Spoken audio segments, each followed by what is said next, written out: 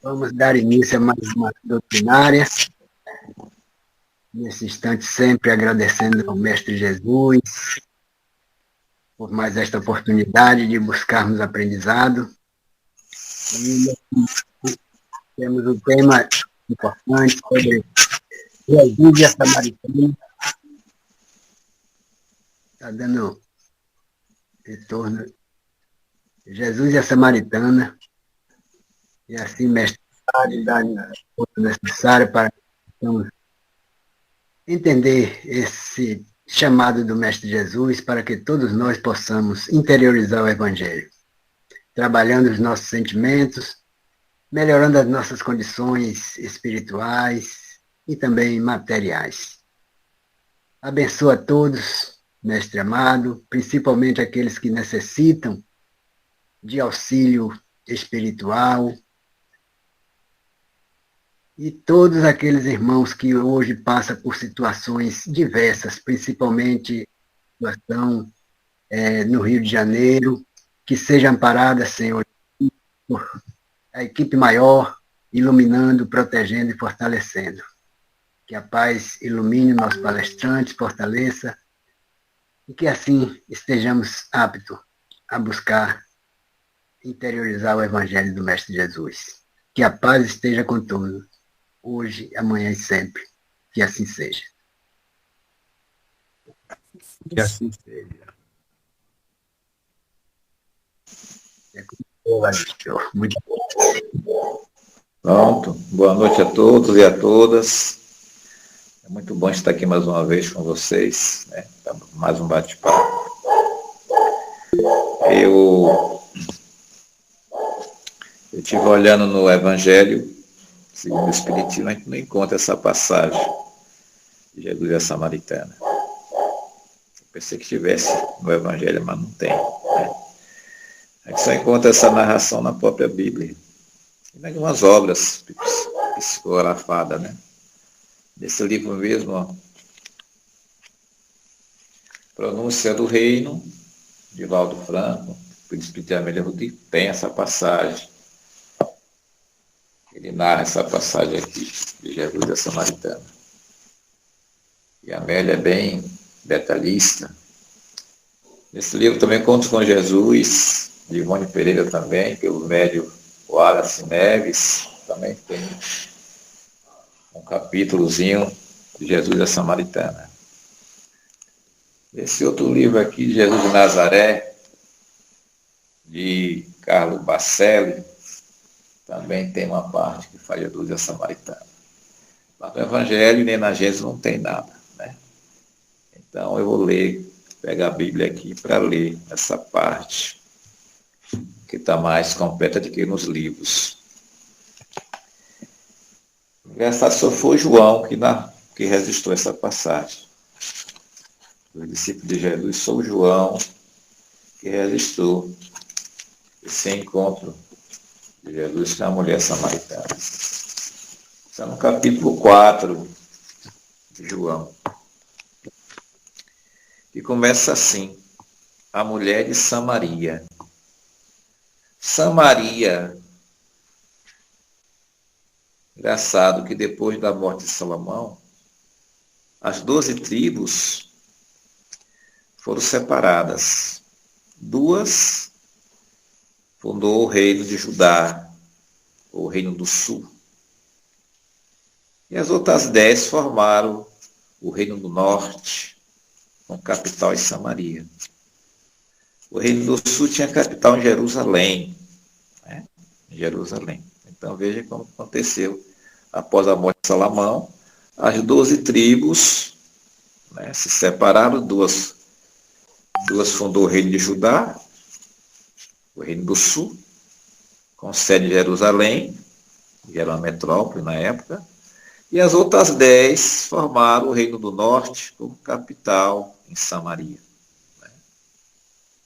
Depois que essa área foi invadida pelos assírios, o que acontece? Foi introduzido em Samaria o paganismo. Aí fez aquela mistura, onde surgiu aquele templo do deus Baal, onde sacrificava crianças, mulheres virgens, né? Aquele espírito do mal, né? E aí os samaritanos começaram a ser olhados com outros olhos, diferentes pelo próprio povo judeu. O samaritano também era judeu, né? Ambos tinham o mesmo ancestrais comum, que era Abraão. Mas com essa mistura com os assírios, aí o povo da Samaria passou a ser discriminado pelo judeu de Jerusalém, né? Os judeus de Jerusalém. Pela idolatria, dizia que o samaritano era idólatra, adorava a vários deuses, né? Vamos ver o que diz aqui o Evangelho. A mulher de Samaria. E quando o Senhor entendeu que os fariseus tinham ouvido que Jesus fazia e batizava mais discípulos do que João, ainda que Jesus não batizava, e sim os seus discípulos.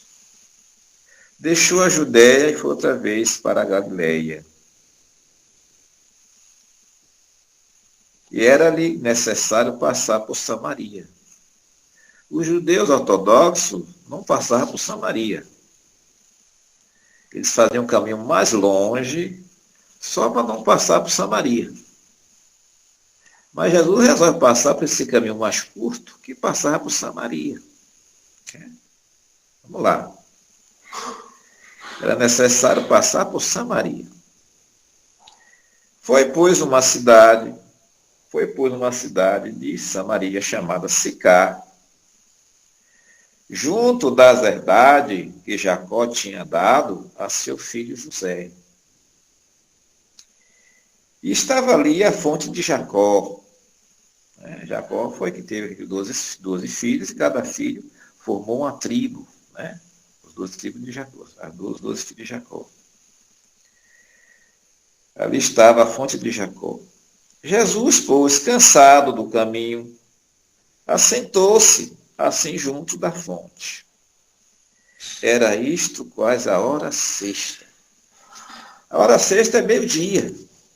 É quando o sol está lá quase no pino no céu, né? Uma hora mais quente. Entre meio-dia e uma hora, meio-dia. A hora sexta. Veio uma mulher de Samaria tirar água e disse-lhe Jesus, dá-me de beber. E por que essa mulher foi assim, meio-dia tirar água? Porque ela só foi meio-dia. Porque ela era muito criticada pelas outras mulheres. Porque ela já tinha tido vários maridos e não era vista com bons olhos. Era criticada, ouvia piadinha. Os homens olhavam com cobiça e as mulheres criticavam, né? Então ela ia numa hora que não tinha ninguém. Meio-dia. Ela ia buscar a água dela, não tinha ninguém. Não contava com ninguém. Meio-dia todo mundo estava almoçando, né? Nas suas casas não ia pegar água, aquele sol quente, e não era perto. Por isso que ela só ia meio-dia. Hora sexta. Veio uma mulher de Samaria tirar água e disse, Jesus, dá-me de beber. Porque os seus discípulos tinham ido à cidade comprar comida. Disse-lhe, pois, a mulher samaritana, como sendo tu judeu, me pedes de beber a mim, que sou mulher samaritana? Interrogação. Porque os judeus não se comunicam com os samaritanos, né? Não se comunicavam por causa desses empecilhos, né? Jesus respondeu e disse-lhe, se tu conheceras o dom de Deus, e quem é que te diz, dá-me de beber, tu lhes pedirias e ele te daria água viva. Disse a mulher, Senhor, tu não tens com que atirar, e o poço é fundo. Onde, pois, tens a água viva? És tu maior do que o nosso pai Jacó, que nos deu o poço, bebendo ele próprio dele, e seus filhos e seu gado? Jesus respondeu e disse-lhe: qualquer que beber desta água tornará a ter sede. Mas aquele que beber da água que eu lhe der, nunca terá sede, porque a água que eu lhe der se fará nele uma fonte de água que salte para a vida eterna. Claro, uma água espiritual, né? Água espiritual. Disse a mulher: Senhor, dá-me dessa água, para que eu não mais tenha sede e não venha aqui tirá-la.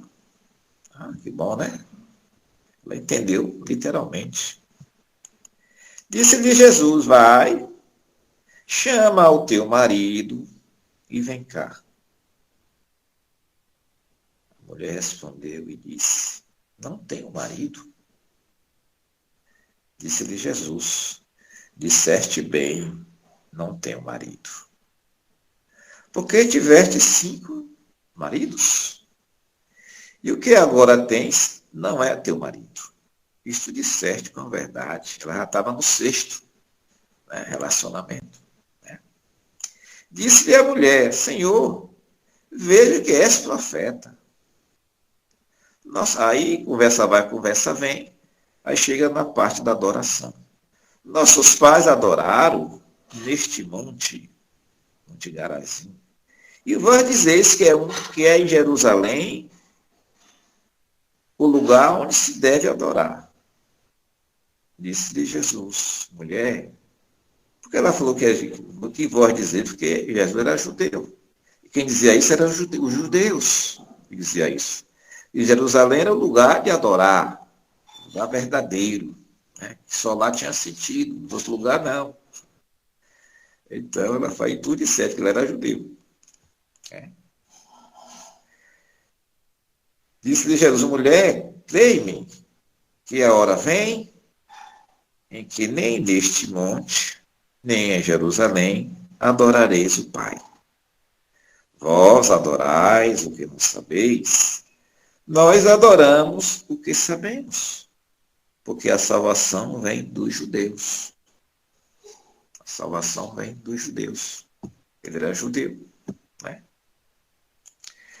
Mas a hora vem, e agora é, em que os verdadeiros adoradores adorarão o Pai em espírito e em verdade, porque o Pai procura a tais que assim o adorem. Ele já faz uma revelação, né, que só veio acontecer essa revelação na doutrina dos Espíritos, né? Mas ele antes já revelou para essa mulher samaritana. Deus pode ser adorado em espírito e em verdade. E aí afirma: Deus é espírito. E importa que os que o adoram, adorem em espírito e em verdade.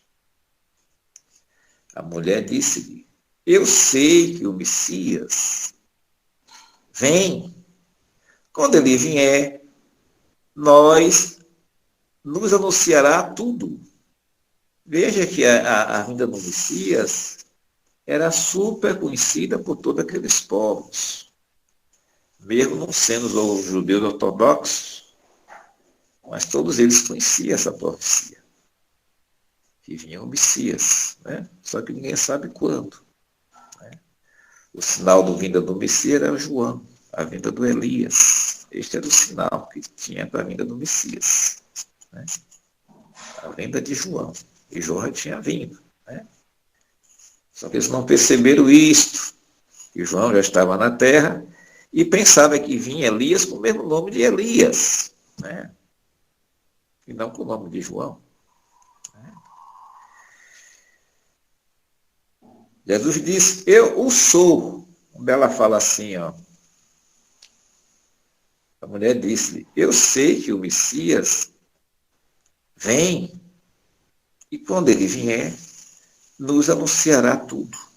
Aí ele fala, Jesus disse, eu o sou, eu que falo contigo.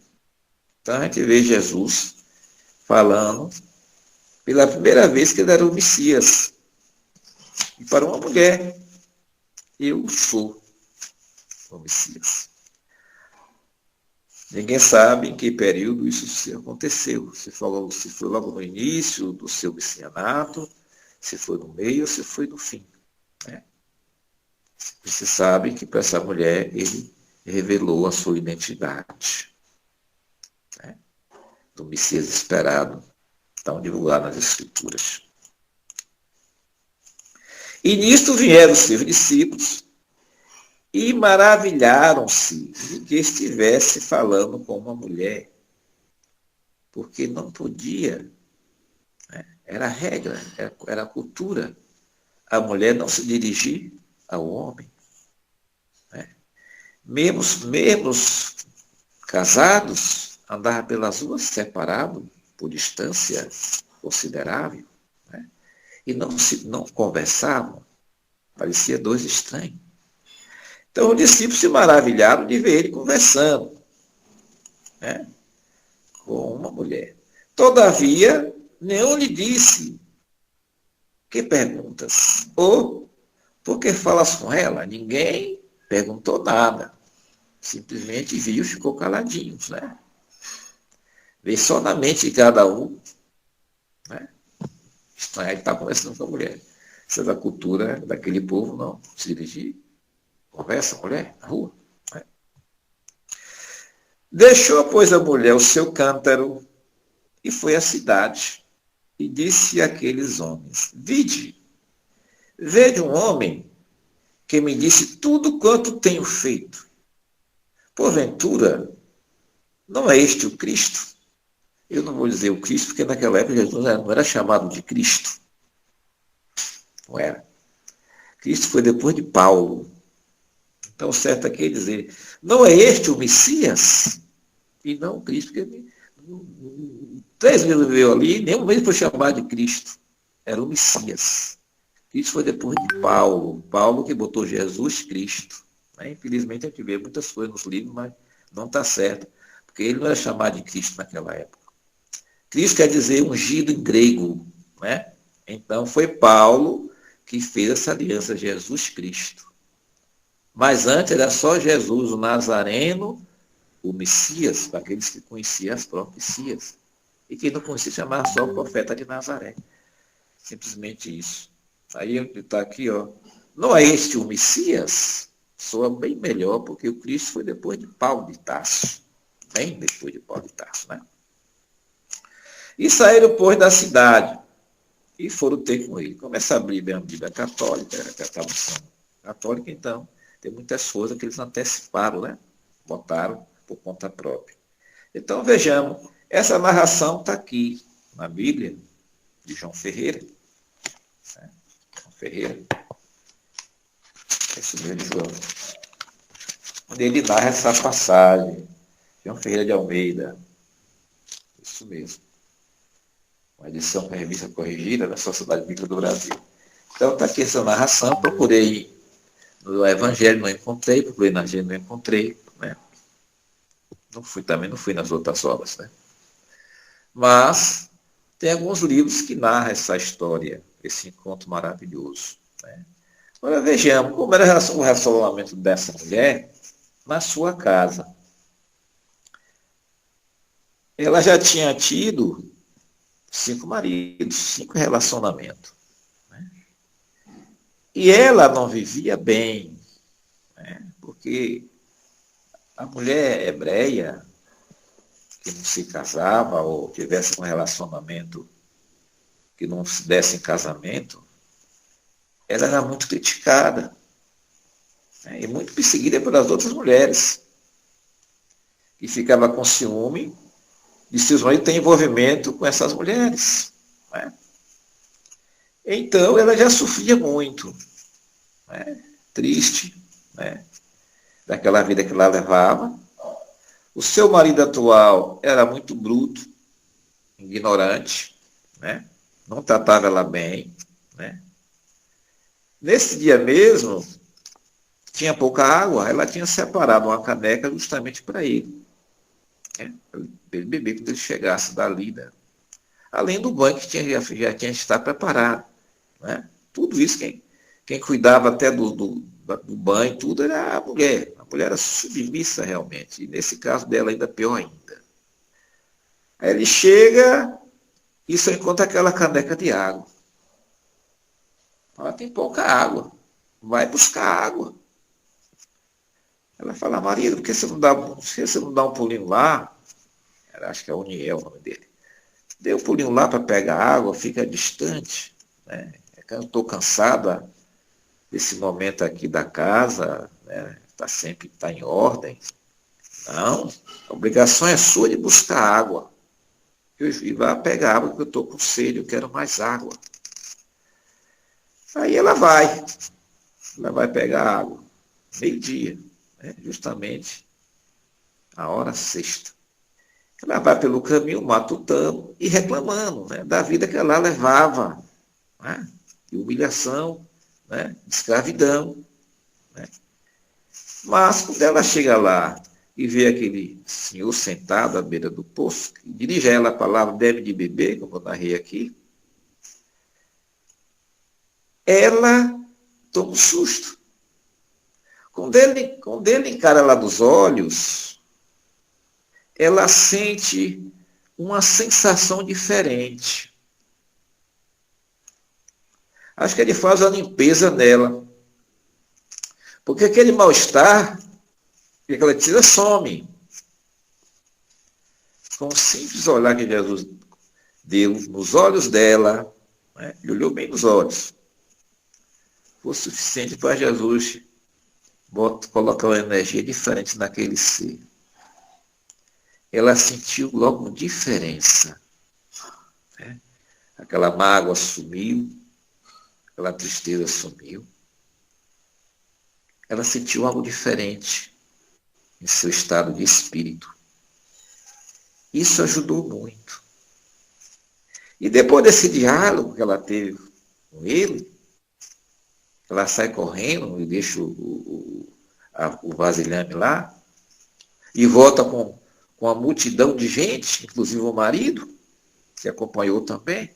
Né? E ali Jesus passou 2 dias naquela cidade, em Samaria. Passou 2 dias, né, pregando, ensinando, divulgando. Essa mulher se renova, né? Se renova. Né? O seu marido passa a olhar ela com outros olhos, que antes não tinha, era só crítica, né, e submissão. Passa a olhar ela com outros olhos. Né? Entendeu a mensagem de Jesus e passou a dar valor à companheira que ele tinha naqueles dias, naquele momento. E passou a tratá-lo com mais dignidade. Né? Veja, com um simples encontro, né, com uma pessoa do quilate de Jesus, quantas coisas mudam no relacionamento das pessoas. Quantas coisas mudam. E aí, ele vê com outros olhos, passa a tratar ela bem, né? Passa a tratar ela bem, né? E Jesus se retira. Ora, veja que interessante. Os discípulos, quando viu que Jesus ia passar por Samaria, não gostam. Porque ele sabia que os judeus que passavam por Samaria eram maltratados, né? Era visto com censura. Né? Então eles evitavam passar por Samaria. Os judeus passavam pelo caminho muito longo para não passar por Samaria, porque ele discriminava o povo samaritano. Né? Dizia que era idólatra por causa da fusão que teve com o reinado dos assírios. Isso foi 900 anos antes da vinda de Jesus. Assim que Salomão desencarnou, as 12 tribos, como eu já tinha falado antes, 10 criou a do norte, né? E a outra do sul, 2 grupos, né? O reino de Judá, capital de Jerusalém, e o reino do norte, capital em Samaria. E aí, foi quando logo depois aconteceu a invasão dos assírios. Implantou lá a doutrina pagã do deus Baal. E aí, o que aconteceu? O samaritano terminou se envolvendo com matrimônios, casamentos, né? Relacionamento mais íntimo com os assírios, construindo família, e claro que assimilaram também a crença desse povo. Né? Foram deixando a sua crença de israelita, do povo hebreu, né? Deus único, para acreditar agora numa crença pagã. E assim, ele era tremendamente criticado pelos judeus ortodoxos, os que viviam na Judéia, os que viviam lá em Jerusalém. Então era muito criticado, né? Porque cedeu à crença e se misturaram com os assírios. A gente sabe que o povo judeu não se misturava em matrimônio com outros povos. Eles eram super rigorosos, super preconceituosos, né? Ele queria manter a linhagem pura, não se misturar com outro sangue, né? A linhagem, às vezes casava primo com primo, né? Só para manter a linhagem e manter as heranças unidas, né? Era um povo que progredia materialmente muito rápido, né? As maiores riquezas que no planeta Terra estão na mão de judeus, né? Na mão do povo judeu. É um povo trabalhador, muito inteligentes, né? Muito inteligentes. A maioria dos prêmios Nobel, de todas as áreas, quando você vai ver a descendência desses povos, tudo é descendência de judeu. Né? Quando vai ver ali a biografia daqueles cientistas, todos eles descendentes de judeus, a maioria deles. Era um povo muito inteligente. Agora, infelizmente, eles tinham esse preconceito com as outras raças, não se misturavam em nenhum momento, em nenhum relacionamento. E também era discriminado por outros povos. Né? Era também muito discriminado por outros povos, outras nações. Mas eles não se misturavam. Ele preferia manter a hegemonia de raça, né? Se casando lá entre eles, para manter o patrimônio entre eles, né? E próspero. E é de tirar o chapéu, porque esse povo foi muito perseguido, principalmente na Segunda Guerra Mundial, né? Quando teve o Holocausto, ficou sem pátria, né? Veja que depois da invasão do general Tito, no ano 70, depois de Cristo, né? No ano 70, porque 70 para 33, 40 e 37 anos. 37 depois do sacrifício de Jesus. O Jesus nasceu no 2000, no ano zero. Né? No ano zero. Tito invadiu aquela região lá, general romano, que depois se tornou imperador de Roma também, e destruiu o templo de Jerusalém. E levou o arco da aliança. Ele destruiu aquele templo. Não ficou pedra sobre pedra, não fosse derribada. Jesus profetizou isso no Sermão do Monte. Não ficará pedra sobre pedra e não será derribada naquela bem-aventurança do Sermão do Monte. Ele teve a presciência que aquele templo ia ser destruído logo uns anos depois do seu sacrifício. Isso acontece. Então, o que acontece? Naquela data que aconteceu aquela destruição, os judeus foram espalhados por toda a terra. Eles ficaram sem pátria.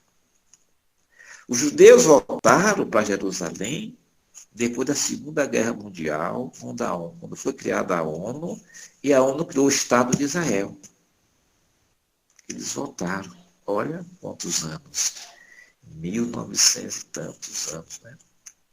Esse povo viveu espalhado, sem pátria. Sem pátria.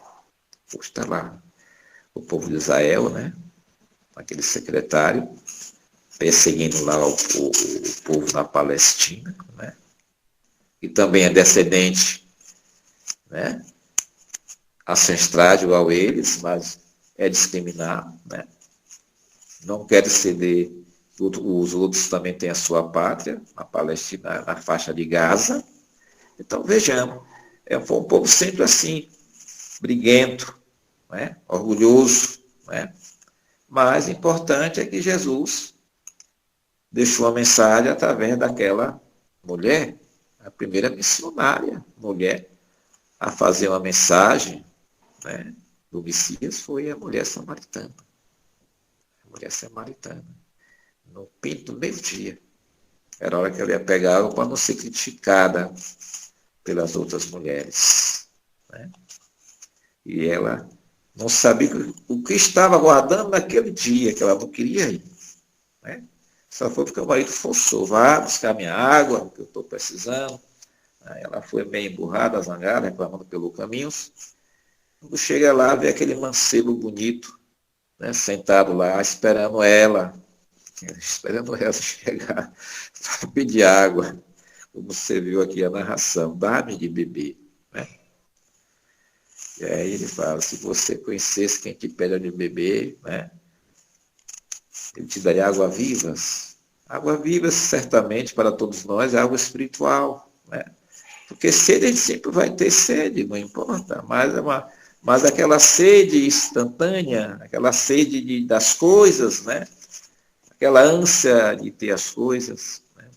Sede de tudo, né? Sede da fortuna, sede da comida, sede de ter uma casa boa, sede de ter um carro, todas as coisas que geram ansiedade, né? Que a gente quer ter às vezes, e nem sempre a possibilidade chega.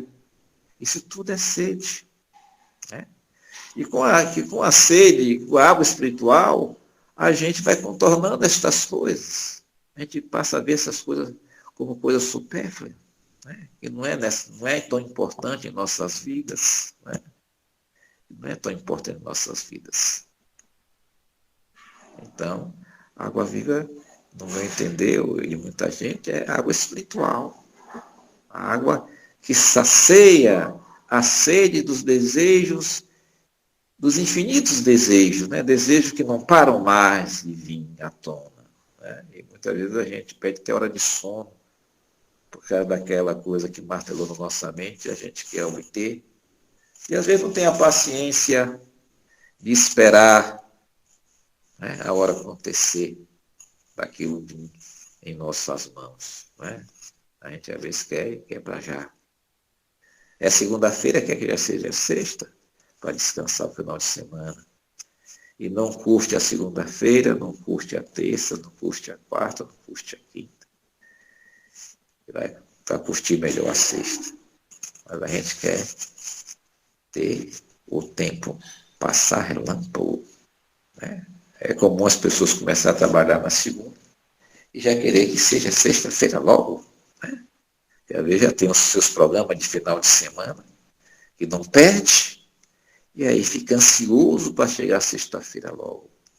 E esquece que a ansiedade não é bom, nos deixa doentes, nos envelhece antes da hora. E que o melhor da vida é curtir cada minuto, cada segundo e cada dia. Sem se preocupar com a pressa de passar rápido. Né? Deglutir. É igual você sentar na mesa e comer uma comida gostosa, devagarzinho, mastigando devagarzinho, sentindo o paladar. E se comer com rapidez, não vai sentir o gosto da comida, o prato acabou e você fala, poxa, comi tão rápido. E nem sentir o gosto da comida. É como querer que os dias passem tão rápido. Né? Então vejamos, meus irmãos, a narração desse encontro magistral, né, de Jesus com a mulher samaritana. Os encontros de Jesus nunca era o acaso, nunca era obra do acaso. Ele tinha uma presciência, né? Onisciência e onipotência, essas três coisas, que ele sabia as horas certinhas que os encontros iam acontecer. E naquelas horas certinhas, certa, ele estava no lugar onde ele sabia que ia acontecer. Ele sabia que naquela hora certa, a mulher samaritana ia pegar água. Então, ele faz tudo para chegar naqueles momentos, próximo àquelas horas. Meio-dia, hora sexta. Porque ele sabia que aquela mulher precisava de ajuda e a hora que ela ia lá pegar água era a hora que não tinha movimento nenhum. Ela não se sentia constrangida. Então ela ia pegar nesse horário. Não tinha nenhum olhos para pousar sobre ela, para criticá-lo, nem para cobiçá-lo. E o Nazareno estava lá, esperando esse dia. Como outros encontros dele, né? Tudo na hora certinha. Ele foi resgatar aquele jovem que dormia no cemitério, em Geresa, né? Gegesa, que dormia no cemitério. Foi na hora certa. Atravessou um mar violento. Nesse dia que ele acalmou as tempestades. Os discípulos não gostaram muito, porque a fama do lugar não era boa. A fama não era boa. O judeu lá não era bem tratado. Né? Eles criavam muitos porcos. Era muito criador de porcos. Né? E quem consumia aquelas carnes eram os romanos. Os romanos gostavam de carne de porco. O povo hebreu não, mas os romanos gostavam. E lá tinha criador de porcos bastante. Né? E Jesus foi para lá, libertar aquele jovem do cemitério. Na hora certa. Então vejam, meus irmãos, esse conto magistral, né? Da mulher samaritana. A primeira mulher a divulgar o ensinamento. Veio, adivinha, veio o homem que disse tudo da minha vida. Tudo que eu tenho feito. Será que não é ele o Messias? Né? Apesar que o pessoal botou aqui, já não é ele o Cristo. Não, imagina, não tinha isso. Isso veio depois com Paulo de Tarso, Jesus Cristo, com Paulo. Né? É o conceito paulino de Jesus Cristo, mas na época era Jesus de Nazaré. Será que não é ele o Messias? Então, meus irmãos, essa é a minha contribuição, né? Minha não, dos livros, que eu não sou merecedor de nenhum elogio, de nenhum aplauso, porque o que eu estou falando não é coisa minha, é coisa que eu li nos livros, né? Que a gente lê nos livros, a gente repassa. Então, o mérito é de João, que registrou. Porque ele registrou. Os outros não registraram essa passagem. O mérito é para João. Elogio para João. E para o divino mestre, né? Que permitiu que chegasse para nós essa narração. E se a gente vê, a maioria das coisas desses encontros, a gente encontra muito em João. Né? Das coisas que estão mais no ramo da psicografia. Né? É muitas coisas que estão em João. Você vê aquele conto magistral de Jesus com Nicodemos. Só João registrou. Você não vê nos demais. Né? Eu, se eu não me engano, as bodas de Canaã. Para mim foi só João, para você olhar se os outros registraram. Quando houve a transformação do água em vinho. Né? O primeiro fenômeno que Jesus fez publicamente. Já que ele fazia dentro de casa. Ele já fazia. Já tomava seu vinho com Maria e seus irmãos já dentro de casa. Né? Com a sua imposição de mãos. E Maria sabia disso. Tanto é que Maria falava, faça tudo que ele disser. Mandou botar lá nos ordens, né? E acabou o vinho da festa. O casamento do povo hebreu era 7 dias. Era 7 dias de festa. 7 dias de tomar vinho até ficar caindo, né? Era o vinho velho que esse povo tomava, né? E na hora, acabou o vinho. Ela foi pro filho, acabou o vinho. Mulher, não é chegada a minha hora. Mas já Jesus vai lá, Maria vai lá e chama, não. Faça aí a sua reação aí, a sua ligação científica, né? Isso aí é ciência, é leis, né? Não era milagre, é leis. Manipulação dos fluidos.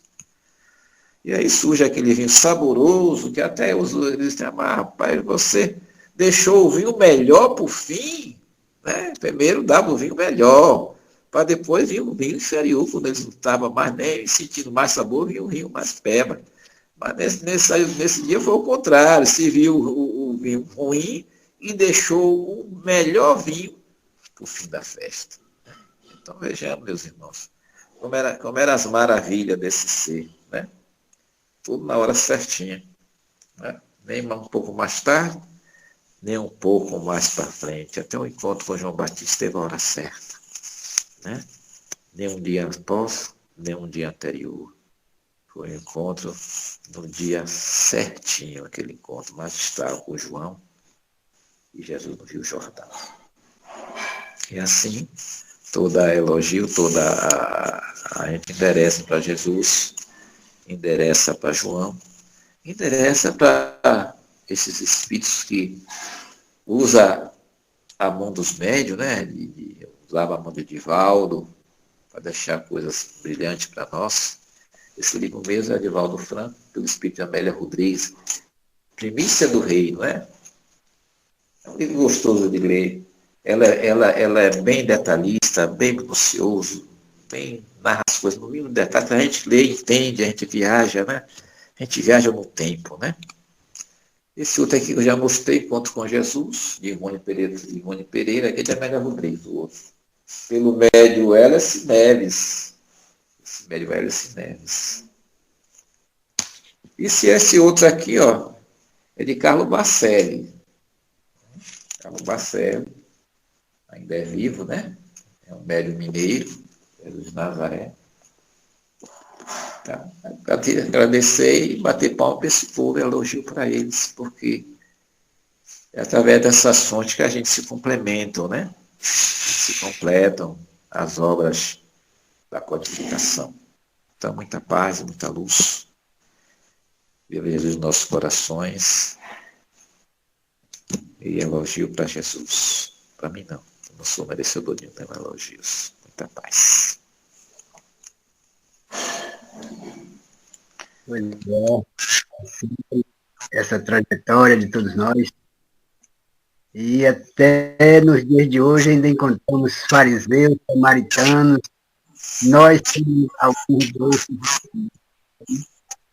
onde a gente encontra muitas dificuldades, a gente ainda tem as antipatias, e pode ser de uma situação dessas aí.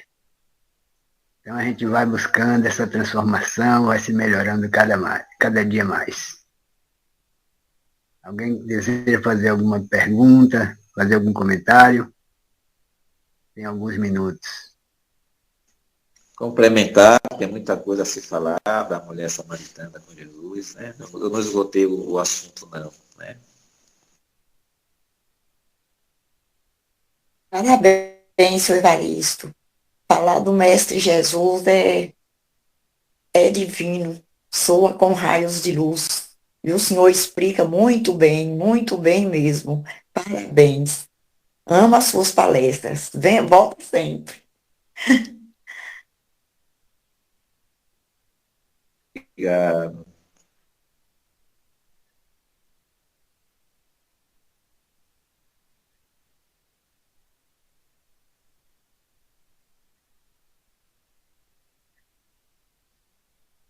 Quem mais?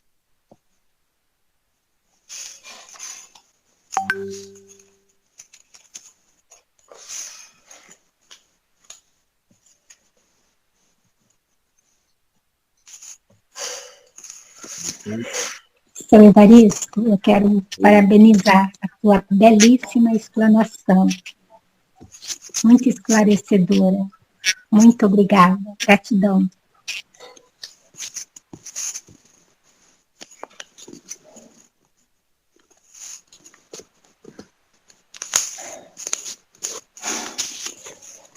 Boa noite, meus irmãos de caminhada. Então, eu particularmente, eu não conheço essa passagem, né? Mas eu achei uma passagem, assim, muito machista, né? E até hoje ainda existe, né? Então, eu imagino que naquele tempo, que nem Varisto falou, né? Naquele tempo, assim, mulheres que tinham outras pessoas, as próprias mulheres julgavam, né? E o homem, né, ele era soberano, né? Ele não podia fazer nada, tudo na mão. Até hoje ainda existe assim. Mas a gente sabe que Jesus ama tanto as mulheres, né? E eu não sei de onde que vem esse pensamento. Eu fiquei pensando, será onde vem esse pensamento machista? Tão machista de certos homens daquele tempo, né? Já vem e hoje também tem muito, né? A gente conhece alguns homens que são machistas, tudo é para eles. Ele é o soberano, ele é o dono da verdade, né? Aí fiquei pensando, será que vem isso de mais do homem, mas existem mulheres também? Porque se Deus e Jesus é só bondade, né? É só amor. Aí eu fiquei me fazendo essa pergunta. Vê aí, Varisto, o que você fala?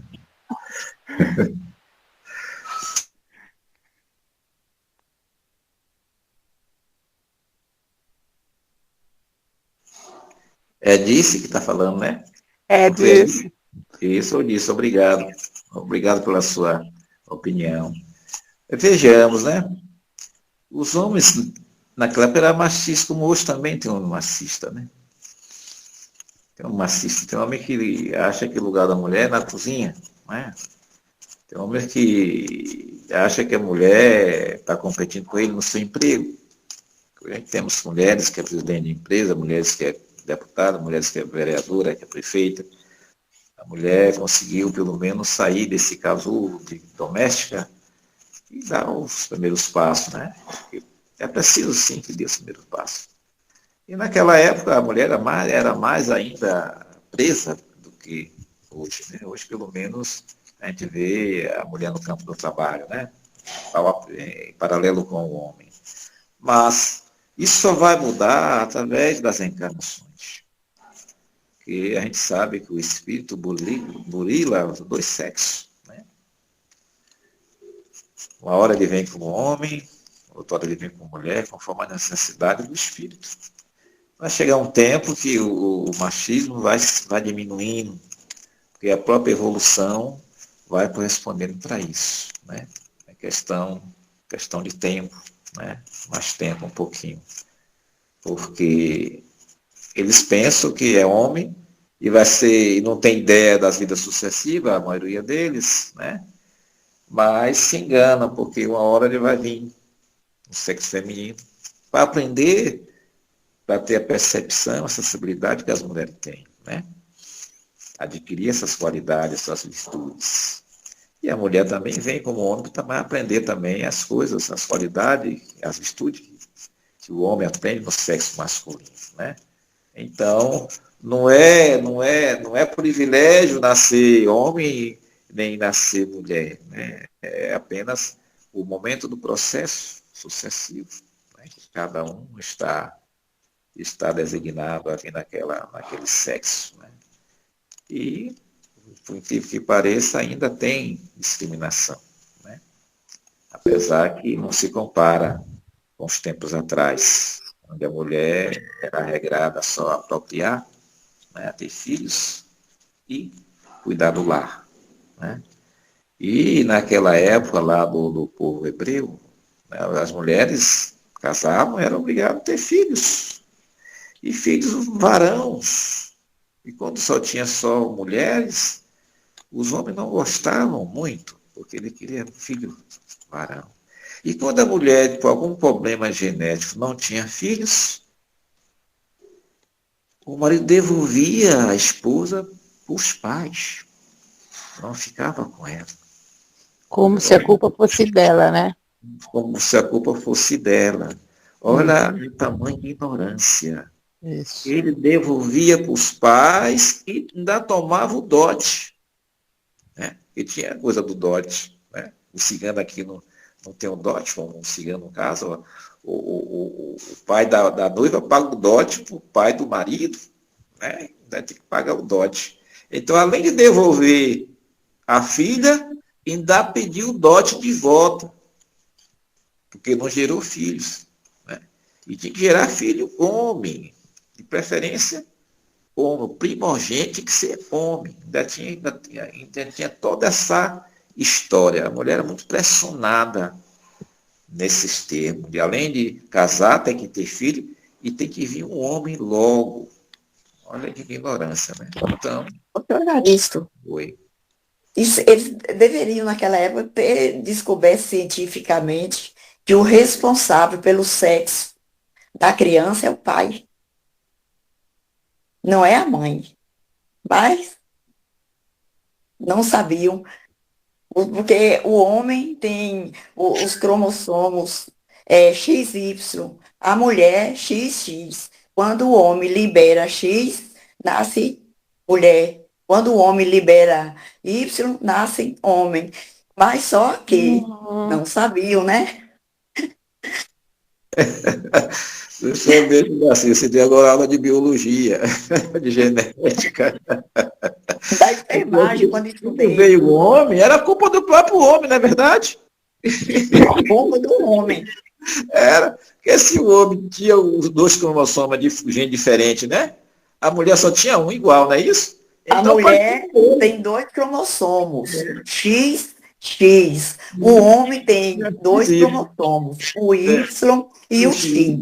Quando ele libera o Y, nasce homem. Quando ele libera o X, nasce mulher.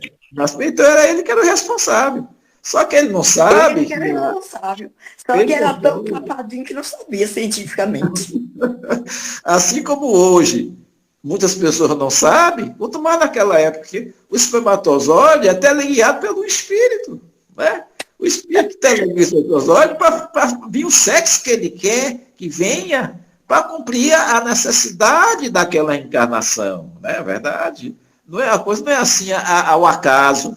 É dirigido. Então, além dele não saber que tinha essa possibilidade, que era ele que contribuía para isso, além disso, o mundo espiritual era quem coordenava a fecundação daquele espermatozoide. Se tinha que nascer um camarada cego, o espermatozoide, o espírito manipulava o espermatozoide com aquela deficiência, para que a criança nascesse cego.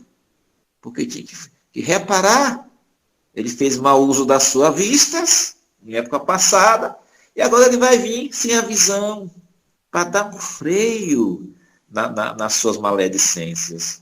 Então, veja bem, se hoje a maioria não sabe disso, a não ser quem está no movimento espírita, né? Quanto mais naquela época, era dele que vinha o sexo feminino ou masculino. A mulher apenas ficava aguardando, né? Como o Daci falou. Obrigado, Daci, pela sua aula de biologia e de genética. Muito bem explicado. Estamos juntos. É isso. Cientificamente deve ser isso, mas eu acredito que existe um poder maior, né? Eu acho que existe o poder de Deus ali. Não pode a gente ser assim, a ciência explica assim, né? A ciência explica certas coisas que às vezes a gente não entende. Mas eu acredito que tenha assim,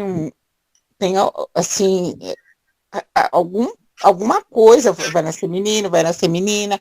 Eu mesmo estou louca para ter uma neta mulher, né? E não aparece. E eu acho que Deus fala, melhor não, porque você vai estragar sua neta, entendeu? Então eu acredito assim, né? Não sei, nunca pensei nisso, mas sei que até eu vou comentar, os homens, eles se acham tão soberanos, né, que num trânsito, quando acontece alguma coisa, que eles veem mulher no volante, a primeira coisa que eles falam, vai pilotar o fogão, vai pilotar o tanque, né? Eles se acham o máximo, né?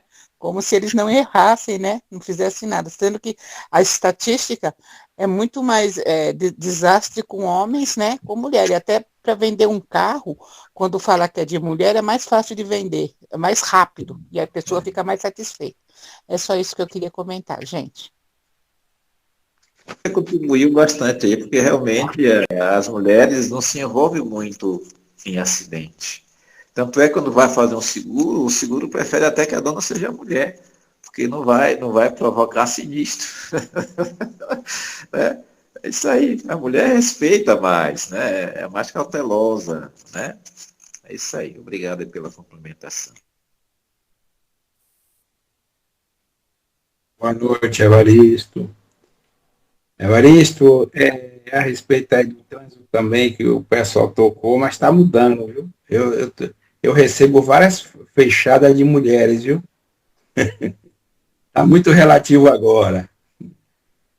E a respeito Tem uns pé quente, Adalberto, tem umas pé quente, tem sim. Né? É, Mas a gente ainda ganha de muito ainda na estatística. A gente ainda ganha. vai depender muito aí, né? Tem muitos homens pacientes e tem muitas mulheres nervosas também no trânsito, viu? Tá muito relativo agora, viu? A respeito do tema, Jesus é a mulher samaritana, eu não li muito assim sobre esse tema, mas eu acredito que foi assim uma transformação, né, que aquela mulher sofreu, né, quando encontrou Jesus, né? Foi aquele amor transformador do Cristo para ela. Então, essa cidade que você falou na época era a capital de Israel, né? Parece que era 700 e poucos, parece que foi 722 a.C. Mas a história é muito boa, muito assim, muito transformadora. Parabéns pelo comentário, pela reflexão. Foi muito bom. Porque com a morte de Salomão, o reino foi dividido. O reino de Judá, com capital em Jerusalém, e o reino do norte, com capital em Samaria, com as 10 tribos. As 10 tribos se uniu e criou o reino do norte, com capital em Samaria. Então ficou duas capitais, Samaria, o reino do norte, a fusão das 10 tribos, e o reino de Judá em Jerusalém, com a fusão só de 2 tribos. Né? É isso aí. Ok.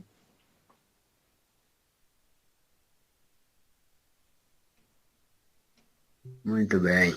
Então, agradecemos a todos. Que Deus abençoe, proteja, fortaleça cada um de nós. E peço para Evaristo fazer a prece final da doutrinária da noite. Muita paz a todos. É só agradecer por estar aqui mais uma vez com vocês, né? Eu quero um carro e o Papai Noel me dá. Ah, sim, lhe darei o seu carro. Você terá seu carro, o Papai Noel vai lhe dar um carro, viu? Fique tranquilo. Então, gente, a gente só queria agradecer esses momentos que a gente vive aqui no mês por mês, né? Unidade de cada rosto, de cada voz. Agradecer a espiritualidade que nos acompanha, nos instrui, nos inspira. Os espíritos amigos que estão sempre em torno de nós, nos auxiliando na nossa caminhada. Né? Agradecer por tudo. Agradecer pelo pão que a gente ingere no dia a dia.